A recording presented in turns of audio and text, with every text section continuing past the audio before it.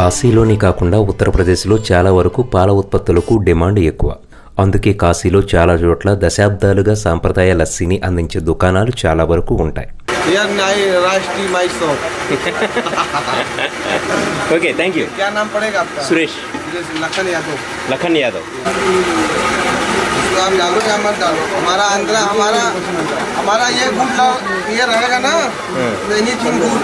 Okay, కాశీలో పరిచయమైన friend, నేను వద్దంటున్నా సరే కొంచెమైనా తాగండి, మా షాప్కి వచ్చారు కాబట్టి లస్సీ ఖచ్చితంగా తాగండి, మా లస్సీ తాగండి అని చెప్పేసి బలవంతంగా ఇచ్చారు. సో అది తీసుకోవాల్సి వచ్చింది, ఎందుకంటే ప్రేమతో ఇచ్చారు కాబట్టి తీసుకోవాలి కాబట్టి తీసుకుంటున్నాను. Thank you. నమస్కారం.